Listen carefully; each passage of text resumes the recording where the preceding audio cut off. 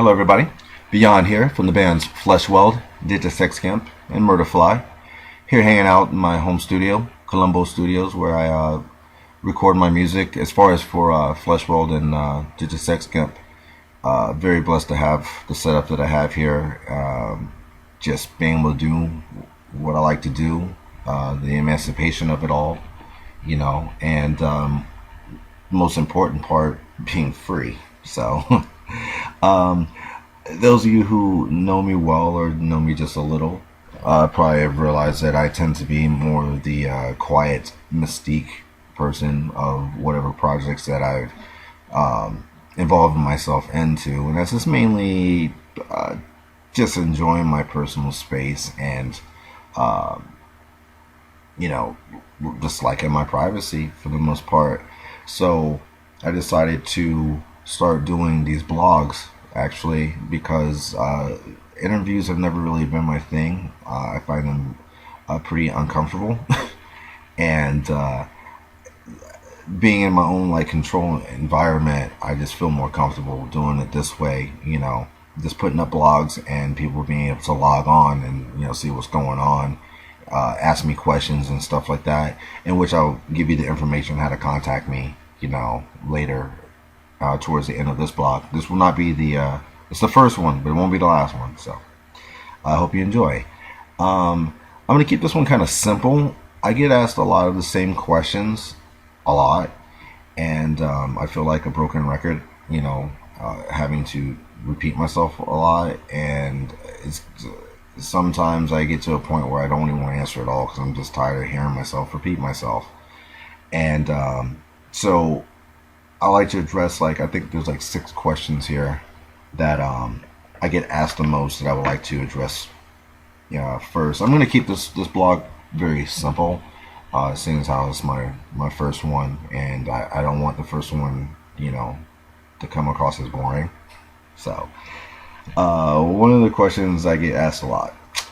Question number 1, how did you get the name Beyond? Okay, well, I first would like to say I did not come up with that name myself. It was a nickname that was given to me, and it stuck and it turned into a stage name. The way that I got it was when I started Fleshweld, we used to practice at a place. I'll go ahead and plug the place because the owner is a really good friend of mine, and the place is really cool. But a place called Studio 101. And because of our work schedule at the time, we had to practice kind of late. We would go in at 11 o'clock at night, I think it was, something like that. And we'd practice for at least an hour or two, and then we would go to this local bar and grill for drinks and food or whatever, whatnot. And this particular night, I'm not going to mention her name all the place because I don't know if she still works there, and I don't want to get her in trouble. But the waitress was serving us pitchers of beer and deliberately not charging us. I don't know if it was because it was late, I don't know, but that's basically what was happening. And the waitress had a thing for me. And I didn't realize it. I don't know if it was because I was drunk or tired, maybe both, who knows. But I was oblivious, completely oblivious to it. And to get my attention, my drummer at the time, this is when I used to have really, really long dreads, and some of my dreads were blue. And my drummer took one of my blue dreads and flipped it over my head and made it look like a tentacle was coming out the center of my forehead, pointing it at her, and said, it came from beyond. And we all got a kick out of it. We started laughing, and from that point on, they just kept calling me Beyond, and it stuck. And it turned into a stage name. It just that simple, but I did not come up with that. But it's a stage name that I still use to this day. I was not born with that name. It's a stage name, and I still use it. So that's how I got the name Beyond. Number 2, you know how to play a lot of instruments. Which is your favorite? The drums.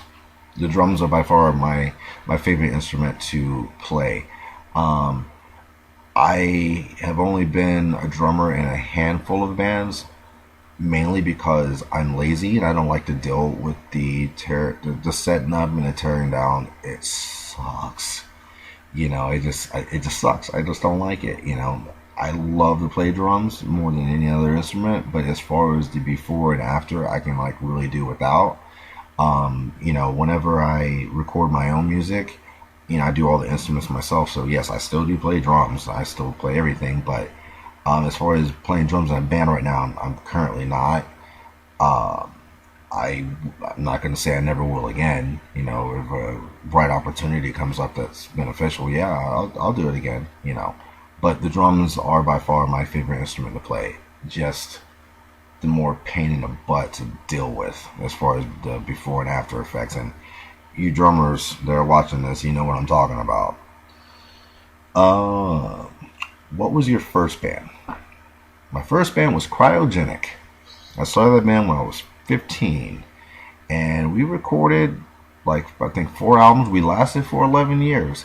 Not all the same members. I mean, by 11 years later, I was the only original guy left, but I was the lead singer and guitar player of that band. When the band was put together, I was originally supposed to just be the guitarist, but we couldn't find a singer.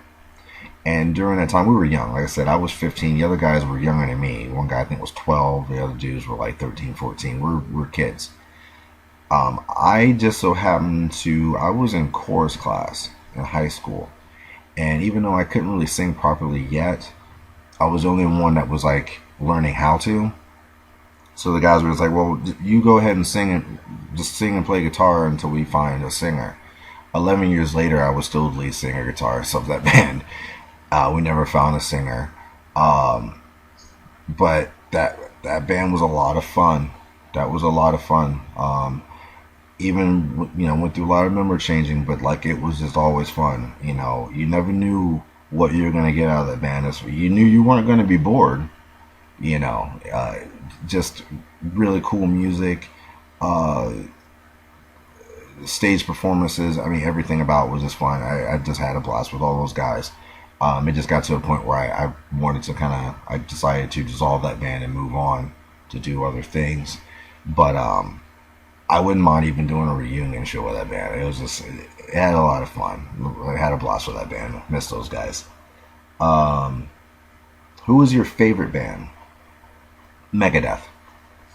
Megadeth. I listen to a lot of different types of music.